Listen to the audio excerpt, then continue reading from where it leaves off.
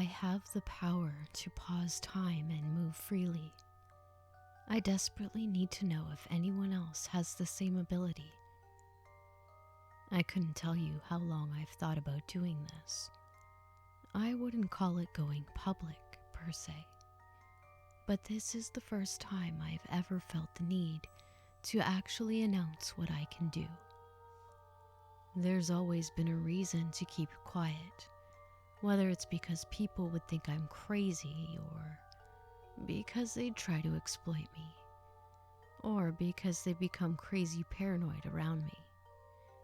The first few times I've managed to convince someone of my abilities, their attitude towards me changed and things went horribly wrong. But now, I need to know. I need to put out there, because if there's anyone else out there like me, I need to find out who's fucking with me and why. I know it can't just be me, and if just one person could come out and confirm they have the same power as me, then I can rest easy knowing that I've not gone completely insane. Because there has to be someone else out there like me. It's that, or I don't know. I don't even know how I do it. I just do. I don't know how it works, but I do know that when time stops, I can move things freely using my own strength, but that's it. Water still flows, air still flows into my lungs, but nothing decays, and I don't age. I'm ashamed to say that I've lived almost all my entire life with time frozen, sleeping in other people's beds and eating other people's food. Pretty much the only reason I even resume time is because I need to get somewhere, and driving with time frozen is a bitch. And the thing is, I've spent years, decades even, like this. Why would I ever leave? The whole world is a frozen paradise, and there's nothing I can't do. And for ages, I assumed it was just me, right? But it can't be. And I know this because lately, things have started happening that just don't make sense. It started out small, and the thing is, it's easy to ignore the small things. Do you know how lonely it is to wander through a busy high street with time paused? Do you know how easy it is to become paranoid with all those people around you? It's easy to trick yourself into thinking, oh, that person must have moved, or was that guy there when I entered? Was she staring at me like that? Did I just hear something?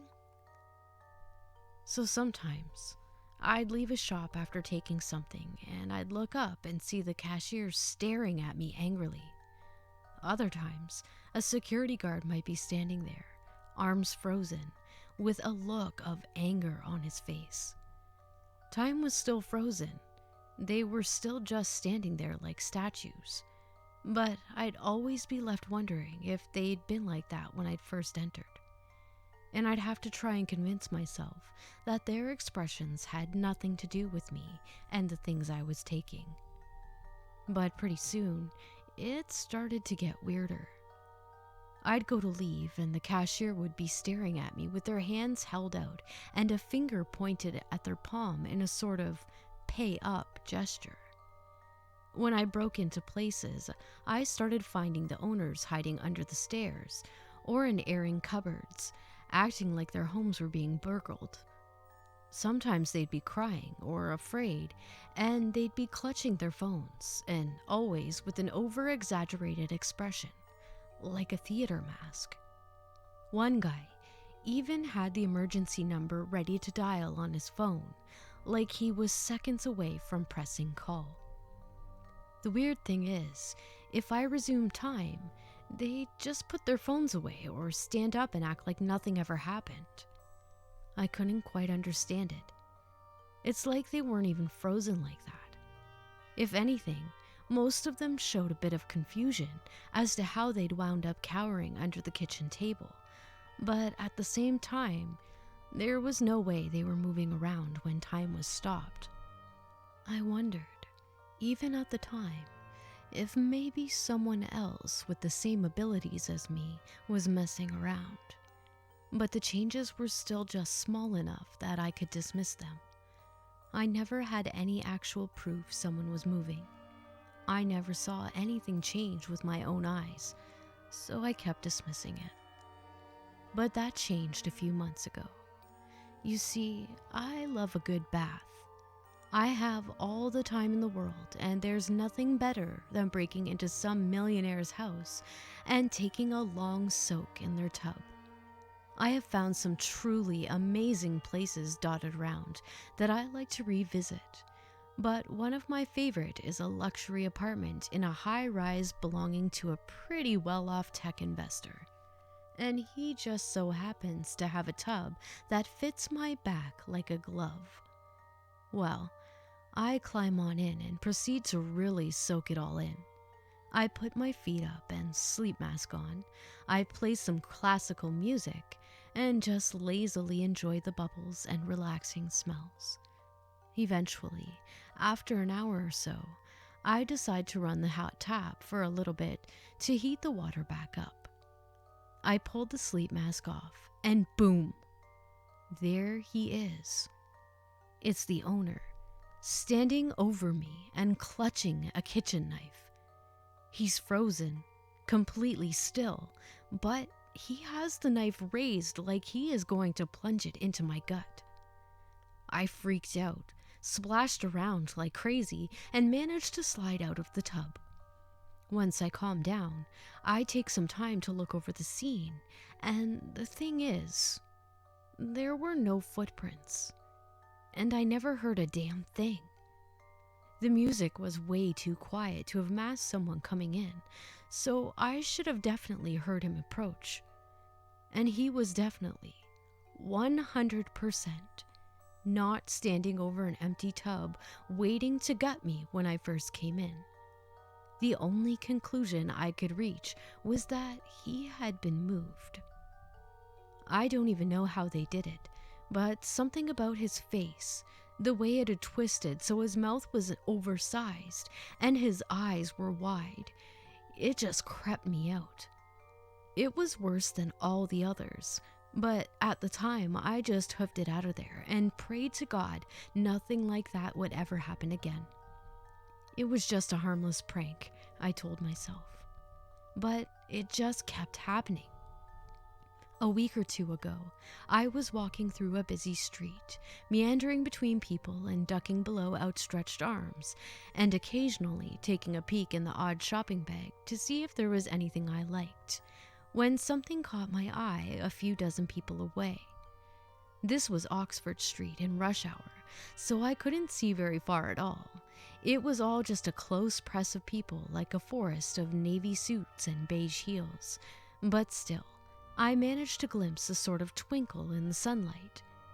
It was like when you walk on the beach and the sun catches a distant shard of glass.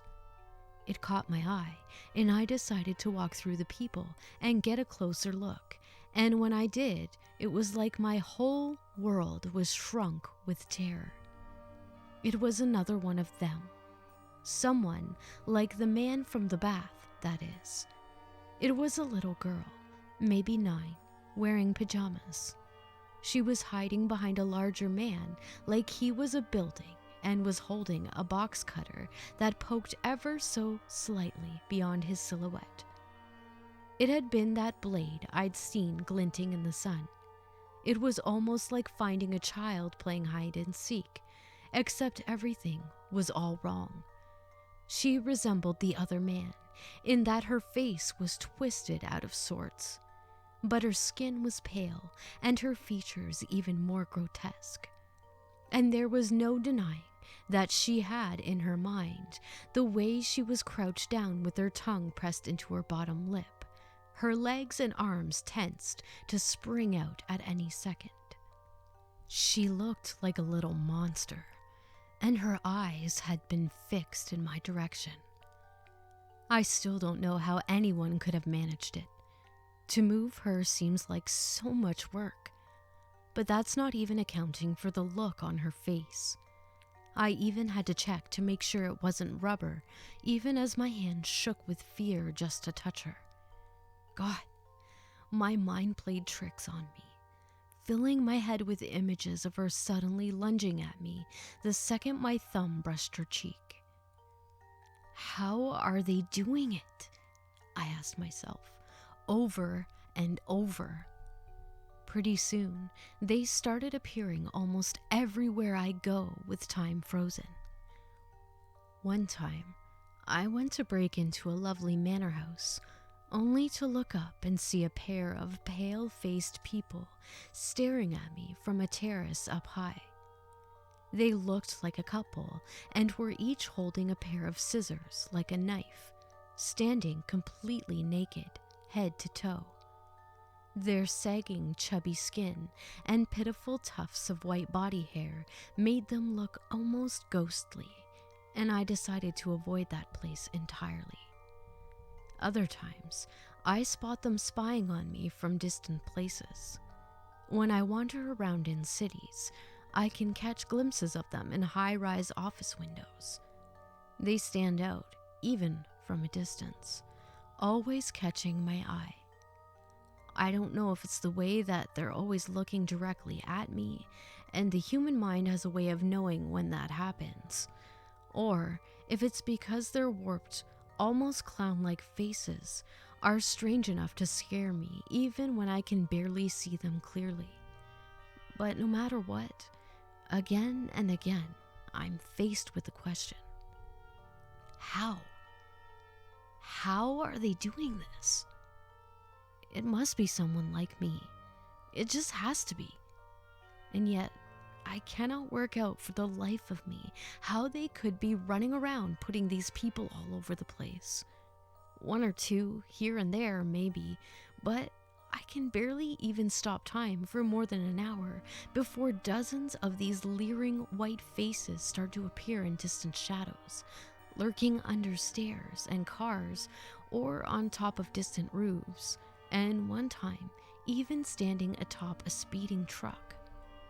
They look like self-satisfied gremlins, leering at me and laughing at me.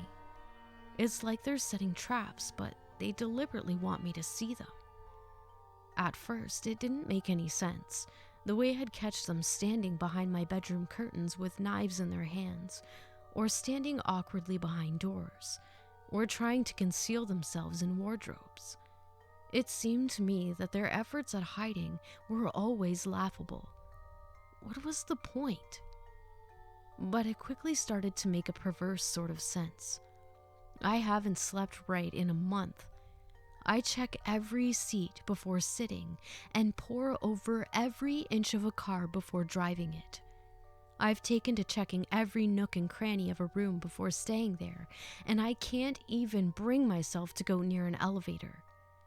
It's exhausting, and every close call just makes it worse. Every thumbtack I find in a chair, every needle I pull out of a sandwich, every severed brake line.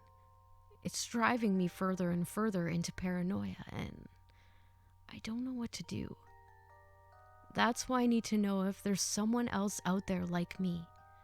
If I'm not alone, then maybe someone else is doing it, right? It has to be that. But still, I can't explain everything I've seen. I couldn't explain, for example, why I once used a pair of binoculars to look at a plane flying overhead and saw one of those pale-faced people standing on the wing, waving at me, mocking me. Nor could I explain how their faces looked so warped, but magically returned to normal when I resumed time. I just need to know if I'm the only one with this power. I guess that's why I'm asking you guys. Someone out there have to have the same ability as me. If I could just find one more person, then maybe I could confront them, or at least explain it. Maybe loads of people are messing with me, I don't know. It's just lately, when I freeze time, I can't stop this feeling of raw hostility coming from every little thing around me. It's like the universe knows I'm cheating and it's not happy. Things move around when I'm not looking. Machines break when I touch them. Food rots. And those people are everywhere, stalking me like damn prey. Please tell me I'm not the only one. I don't want to consider the alternative because sometimes, and I can't say for sure, but I swear I can see those faces in the darkness even when time is running normally. I can't shake the feeling that I've seen those laughing, rubbery faces glaring at me from under the tracks of a passing train or in a doorway I just turned my back to. Lately, I've been thinking about why it's happening like this, why they're so obvious, the way they hide, and why they always seem so happy to see me. It's the same reason I've had such a good life. Why I've never been stressed before now. Of course, they can go slow and have fun with it. Whoever's doing this to me, they have all the time in the world.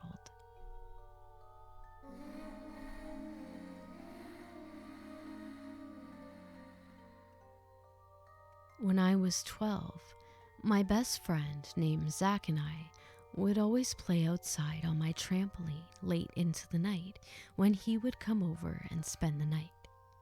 This night was no different. We were outside talking and having a good time when we noticed a truck pull up in front of my house. My yard is pretty big, so it wasn't directly in front of my house. It was just off to the side opposite Zach and I. We noticed it, but I chalked it up to probably being my brother and his girlfriend, since she had a truck and, to my knowledge, they weren't home at the time. About 10 minutes passed, and nobody had come out of the truck, and we could hear the engine still idling, along with having its lights on. At this point, I was really wondering why my brother would be home this late, as it was 3:10 a.m., and still not be heading to the door. Maybe he was just having a lengthy discussion. At this point, I hadn't really looked at the truck closely, and the trampolines in the backyard are not exactly close to that side of the yard. I asked my friend if we should go check and see if anyone was in the truck, or if it was in fact my brother's girlfriend's truck. He said we should give it another 10 minutes or so. I put it out of my mind for a bit, and we talked for another 10 minutes or so, and then we watched a video, and another 15 minutes had elapsed. We looked over, and the truck was still there, engine idling, but it had shut its lights off. We got the nerve to go look at it closer. We spent a little bit deciding how we could do it. Again, we were both 12, so our minds were going crazy with paranoia at this point, and we tried to think of a way to not be seen. So we crept around the other side of my house. We crept closer to the truck, and at this point, I felt my heart sink. This wasn't any truck that I had ever seen. Zach knew too that this was getting really uncomfortable. We kept getting closer, trying to sneak. And then we got close enough where we could peer into the windows of the truck. Inside was a man staring directly at us with a disgusting smirk and a filthy look to him. He may not have noticed then, but by this time Zach and I were terrified. We sprinted across the yard, and as we were, he sped off. And I mean sped. He hit the gas loud enough to be heard throughout the neighborhood. We heard his tires squeak as he turned out of the neighborhood and up the street. Zach and I were pretty scared at this point. I hadn't ever seen that man before, and it was so late. I wasn't sure what he could have been planning or doing so late. We thought it was over and continued to chat and watch stupid YouTube videos until we heard an engine. It was that same truck. It was passing us really slowly. We immediately got down, and then it sped out of the neighborhood again. After that, we never saw it again, but we still didn't get much sleep that night anyways.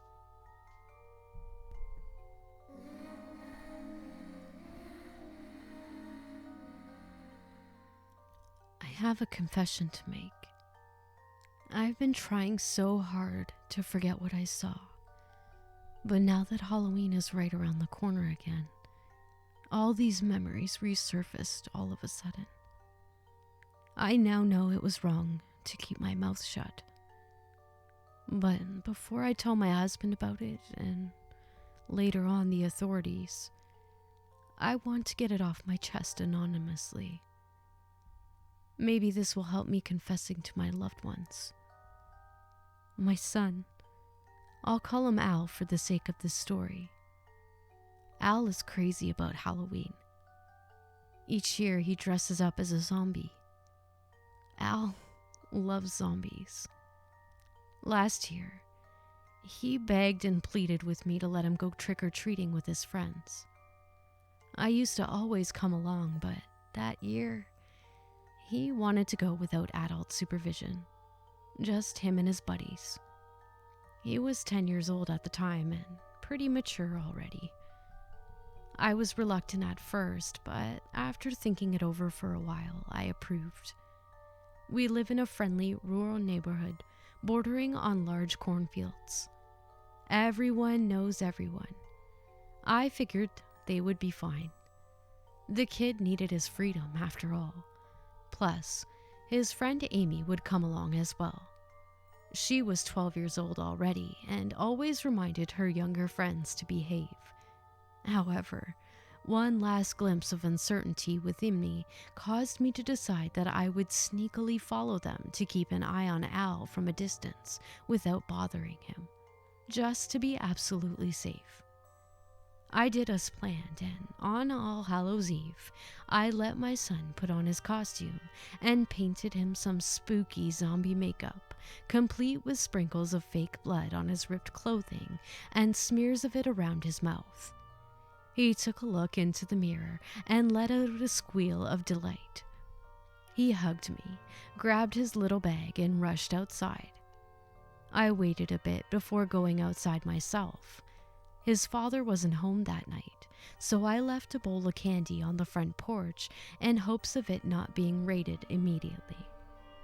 Upon walking out the door, I saw Al run towards a small group of other kids in fancy costumes. I recognized them all. There was Amy in her witch costume. Our neighbor's son Mark was a vampire, and there was a ghost whom I could only assume was Al's best friend Blake. I smiled at the sweet sight. It was always the four of them. I followed them at a safe distance, trying not to catch their attention. I watched as they rang the doors of several houses on their harvest, growing more and more cheerful the more candy they received. It was obvious that Amy wasn't too fond of Al's costume, though. From time to time, my son would scare her by jumping in front of her all of a sudden or making creepy sounds. Amy would shriek loudly every single time before bursting out into laughter.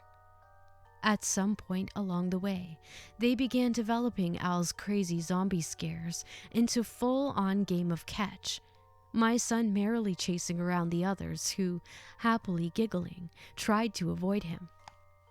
It was adorable to watch them play. I knew they weren't little anymore, but it still warmed my heart. They had reached the end of the main road and were still playing catch. They were enjoying themselves, and I was content, until Amy suddenly ran off into the cornfield to the side of the road. Al, Mark, and Blake followed her, howling like little monsters along the way. I was taken aback. The cornfields were large, and children, or rather residents of our neighborhood in general, were forbidden from entering it.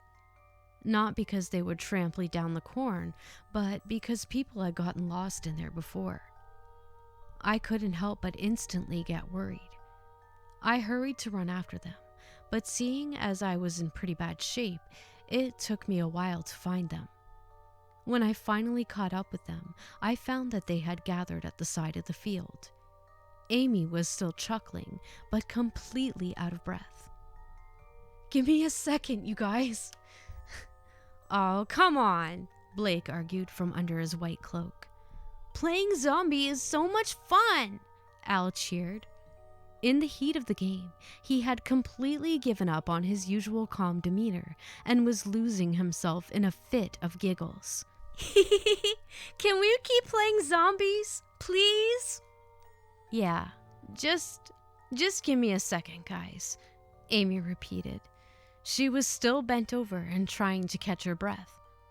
Suddenly, the three boys stuck their heads together and began murmuring something amongst themselves, out of earshot from Amy. What are you guys talking about?" the young girl asked. "We're playing zombies for real this time," my son exclaimed. I frowned in confusion, but stayed where I was. I watched as Blake and Mark strode towards Amy and grabbed her by the arms. "It's okay. They're just trying to scare her again," I told myself. But that notion was quickly knocked out of me when Al suddenly picked up a large stone from the dusty ground, his skinny arm struggling to lift the heavy thing. Slowly, in a pace almost menacing, he made his way over to Amy. I wanted to intervene. I wanted to dash out of my hiding spot and stop him, tear that rock out of his hands. I wanted to scream, but I couldn't. I was paralyzed. Tears began welling up in my eyes and running down my cheeks as my mouth dropped open, trying to form sounds to somehow produce the shriek I was hoping for, but to no avail. I tried to move. I tried so hard, but I just couldn't. My body didn't obey me. I watched in horror as my son lifted the rock above his head and brought it down on the screaming, struggling girl's head. He did it again, then again, then again. My son, my child, my flesh and blood, bashed his friend's skull in. Blood was gushing everywhere, onto my son's hands, his face, his costume. Al let go of the stone and knelt down and fumbled around in the remains of Amy's head. I felt the vomit rise in my throat when I realized what he was doing. I remained paralyzed with fear, terror, and disgust as my son carefully picked at the bloodied, gory mess and slowly led bits of Amy's brains to his mouth. One by one, they vanished in between his lips like trick-or-treat candy. I didn't stay to watch Mark and Blake join him. When I finally regained control over my body, I simply turned and ran. I ran all the way back home, tears of shock still gushing out of my eyes. I barely made it into the bathroom before I started vomiting. When Al came home later that evening, I didn't come out to greet him. I wouldn't have dared to look into his eyes. I wouldn't have been able to. I haven't been able to look at him the same way ever since. I don't know why he did such a thing. Was it my fault? Where did I go wrong? How did my sweet little boy turn into such a monster? I've pretended that everything was fine for almost a whole year now. Every time I would run into Mark's or Blake's parents on my way around town, every time I would pick up my son from school, I pretended I never saw what I saw. They found Amy's corpse the day after Halloween.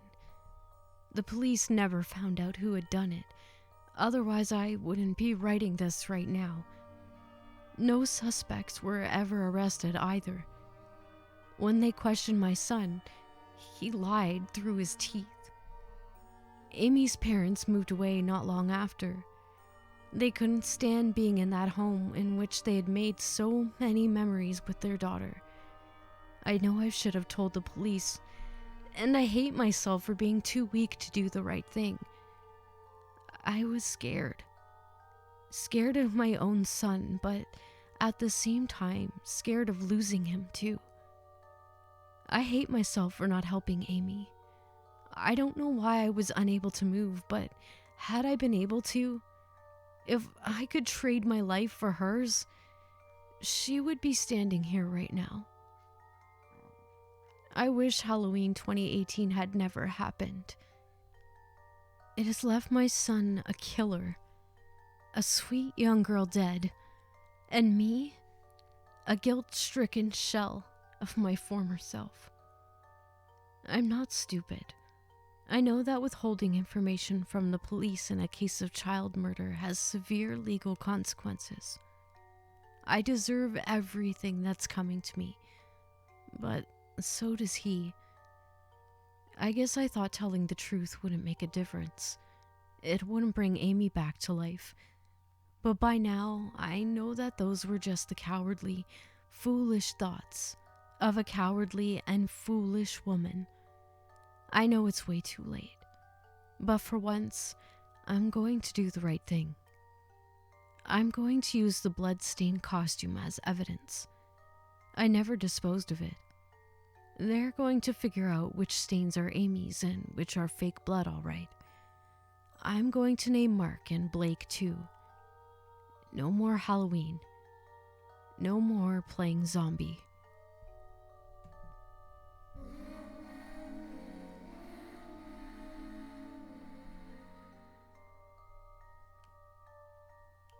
It was Christmas time. My wife and I were staying at her childhood home, where her mother now lived all alone. Well, not if you include the cats.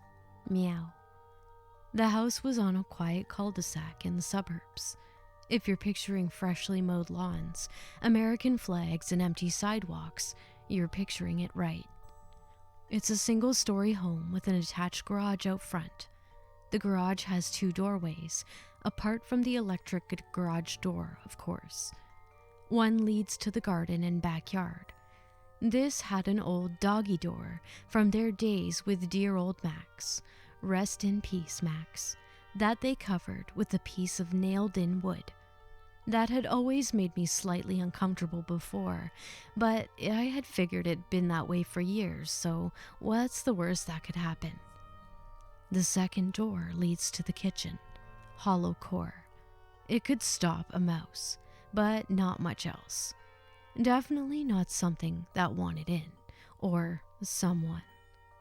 We were asleep in my wife's childhood bedroom at the front of the house. 3 a.m. I was in that deep, dark recess of sleep. You know, you're in the diving bell and you're submerged hundreds of meters below the surface in black water, protected from the real world by miles of nothingness. Then I heard it. The scream. "What are you doing?" It was my mother-in-law's voice echoing down the hallway. To me, lost in a sea of sleep, it sounded like a jet engine roaring past my eardrum. I bolted up. What happened next happened in a matter of seconds.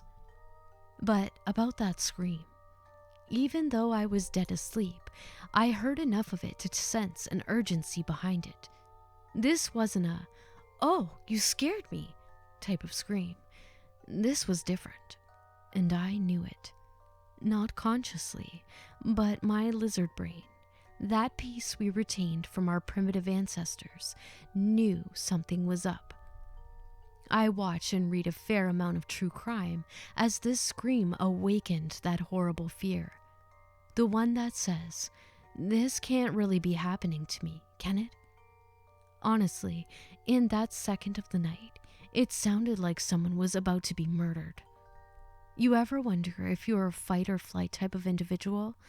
I always have, and I came to know something about myself after this night. I'm a fighter. I leaped out of bed, growled, yes, growled, in the manliest voice I could muster. "I'm gonna kill you, motherfucker!" and took off running. I tore open the bedroom and ran into the hallway. There, at the end, I saw my mother-in-law, nightgown on, look of utter shock on her face, standing still. We make eye contact as I continue toward her. Then she turns her head, looks directly into the kitchen. I hurry past her and around the corner into the kitchen. The hollow core door is obliterated, shards everywhere. I look through the open frame and see the electric garage door is open. I push ahead. As I run into the garage, I hear it. The sound of someone hopping into a running car just out of view.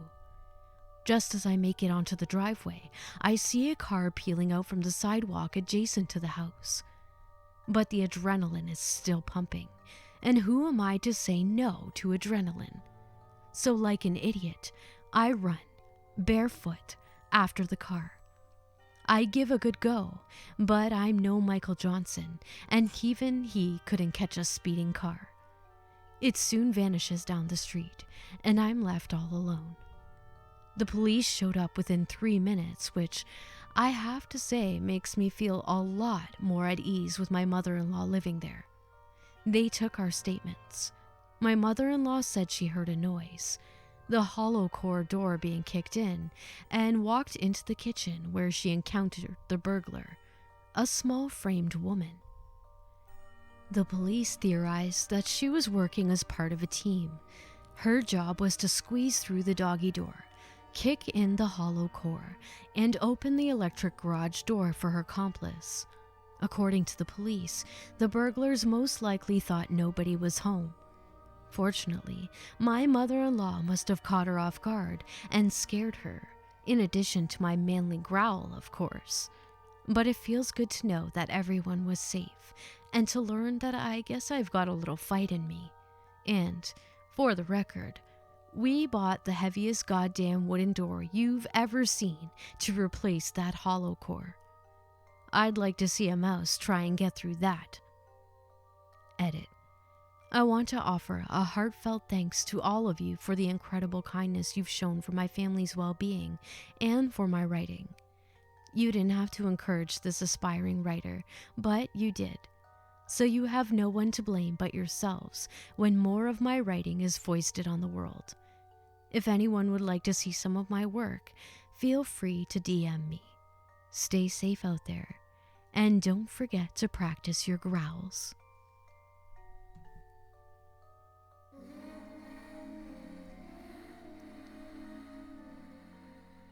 This all just happened only yesterday, so I am writing it down now while the memory is still fresh. My wife and I have been talking about it non-stop since it happened, and have been unable to come up with any explanation that doesn't involve something supernatural or inexplainable. Please help us figure this out so we can forget about it. I'll try to keep this all as short as possible, but I need to make sure you guys get all the details so you can help us figure this mess out. This is not your average "my house is haunted" story. I am telling it to the best of my ability, and this is all 100% true. Yesterday, we planned on going on a 4-mile hike. The trail makes a big loop with the beginning point also acting as the ending point. The story begins in the trail parking lot. There were about 5 other cars in the lot, and out of the car nearest us came a middle-aged couple. We paid them no mind, as we typically do with strangers, and as we headed off to the restroom before hitting the trail, they set off on their own hike. When we started the hike, we chose route number 1, doing the loop counterclockwise. The trail itself makes a huge loop about 4 miles in length, with the parking lot being at the highest elevation, and the lowest point being the middle of the trail. The ascent from the bottom middle section to the top going either direction consists of giant limestone canyons that require a good bit of rock climbing, making them extremely steep, slow, slippery, and tough. This is important information for later. About 20 minutes into our overall 3-hour hike, we reached point A, where we caught up with the older couple. About the time we caught up to them in the canyon, they decided to turn back towards the parking lot, passing us along the way. We exchanged smiles and waves as we passed, and again thought nothing of it. From point A to point B, everything seemed totally normal. We were hot and tired, of course, but we were enjoying ourselves and thought very little about the other couple. When we reached point B, about 2/3 of the way through the loop, just starting the uphill climb back towards the parking lot, however, things started to get a little weird. As soon as we exited the low-lying canyon region, we saw the same couple heading towards us, as if they had returned to the parking lot and opted instead for route number 2. We still didn't find this to be completely out of the ordinary, as the first canyon around point A was tough to get down, and it seemed they were somewhat unprepared. The woman was wearing a knee-length skirt, a very bad choice for sliding down slippery canyon slopes and climbing steep rock bluffs, and it appeared they had not brought a pack with water or anything. We passed them again, exchanged pleasantries, and continued on. This time, though, we did talk briefly about the situation. We found it odd that they made it far enough to meet us at this point, as the first parts of routes 1 and 2 were steep and slow, and the area between point A and B was pretty flat and steady. Considering the difference in terrain and their age, and the fact that the woman was wearing a knee-length blue jean skirt with slipper-ish shoes, we agreed it was awfully strange to see them at that point on the trail, but we continued on anyway, just shrugging and thinking no more about it. Soon afterwards, we made it to the outlook, which was a couple 100 feet above the bottom section of the trail, and 10 minutes past point B. As we paused to take some pictures and catch our breath, my wife pointed out that she could hear the voices down below in the canyon as we rested.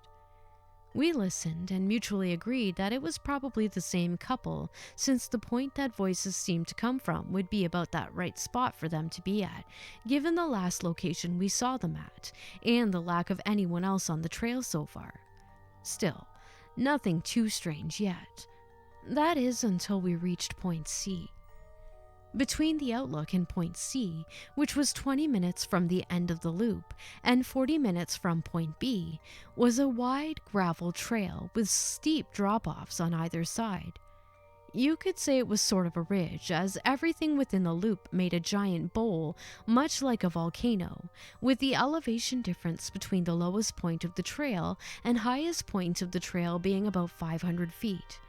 This made the terrain around the trail seem pretty much impassable. It was extremely steep and covered in thick undergrowth and fallen trees.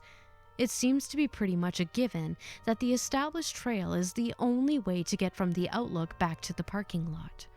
As we neared point C, we were becoming increasingly exhausted and ready to be done. We stopped once or twice for about 30 seconds apiece to catch our breath, and as we got closer and closer to point C, it was as if the energy was sucked out of us both.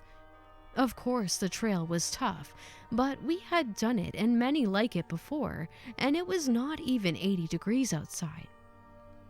Even as our mental focus began to waver and we started noticing a significant change in our demeanor and attitude, we still marched on, knowing the end of the trail was near. When we reached point C, everything changed for the worse. Now keep in mind, we saw the older couple about 40 minutes earlier at point B, and there was no way to reach point C from there except the trail we were currently on.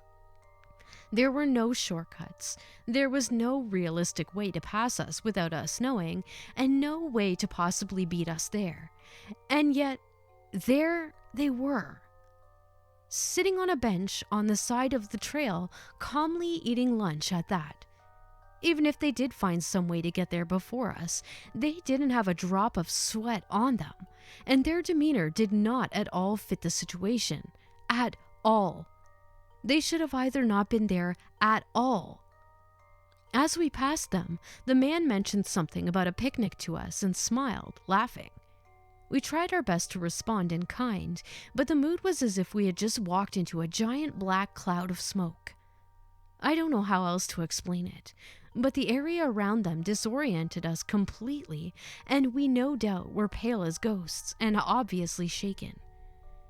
We passed on by them, and as soon as we were out of earshot, my wife turned to me with a face I had never seen before in my life. We were terrified. Without saying a word to each other, we both experienced the same feeling of shock. It felt as if we had just walked through a time warp, or as if we had brushed against another dimension. Our following discussion amounted to this: there is no way they could have beaten us there. Sure, maybe, possibly, just maybe, there was a chance. But only if after seeing us at point B, they sprinted through the woods in a direct line towards point C. Now, this would require them to run up the second canyon, steep rock bluffs, through unmarked woods, and who knows what else for over a mile. In under 40 minutes. That's how long it took to get there, going at a pretty good speed using the clear trail, which has a crow flies and was not that much longer than a direct route from B to C. We are in our early 20s and in decent shape, and we were dead tired by the time we saw them. And based on their apparent level of preparedness and fitness, no judgment here, only stating what we could see, there is no way, even if they did take a direct off-the-trail route, they could have made it there before us. On top of that, they had somehow found 2 Bud Lights and a lunchbox full of sandwiches on the way, and were almost already done eating them by the time we met them at point C. All of these things combined with the overwhelming feelings we got when we encountered them at point C have left us in mental shambles for the past day. It took us 6 to 8 hours to fully recover and regain our sense of normalcy. Shaken is an understatement. The hairs on our necks stood on end, and we felt almost ill. We have no idea what to make of this, and no clue how to explain it in a way that even begins to make sense. Please, help us figure out what this was, or who they were.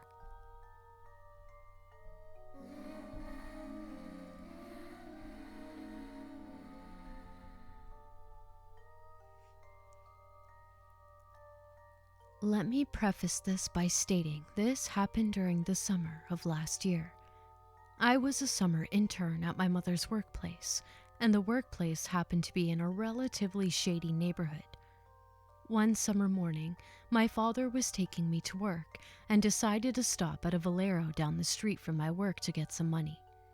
Keep in mind it was around 7 a.m., so the sun was coming up, but it was still relatively dark outside. The only car in the parking lot was an idling SUV a few parking spaces over. I decided to stay in the car, and since I live in the south and summer mornings are around 70 degrees Fahrenheit and humid as heck, my father left the car running so I can get air conditioning. As soon as he left, I locked the doors. About a minute after he went inside, a shady-looking man comes out of the gas station. He looked about 30-something and had an unkempt appearance, which was not unusual in this neighborhood. I expected him to walk off. Instead, he walks straight towards my father's car. He first looks through the back window, obviously casing the car and making sure there were no occupants. However, when he looks through the driver's side window, he sees me staring straight at him. As soon as we locked eyes, he hurried away from the car towards the SUV. He jumps into the car, and he and who I assume is his buddy watch me. I engaged them in a metaphorical staring contest until my dad finally comes out of the gas station, glaring daggers in their direction. Apparently, my father saw the whole thing go down from the ATM, which was next to the windows. We drove off, and my dad asked me if I was okay, what had happened, etc. I remember not being afraid or panicked at all, although I knew so many things could have happened. He could have tried to get into the car, regardless of me being in the car. He could have pulled out a weapon, etc. My dad went back to the gas station to file a police report, but because the gas station did not have a working outdoor camera, what kind of gas station doesn't have a working camera? They didn't have anything to go on to identify the man. TLDR, a man tries to steal my dad's car while he was inside the gas station, only to be spooked by me looking at him.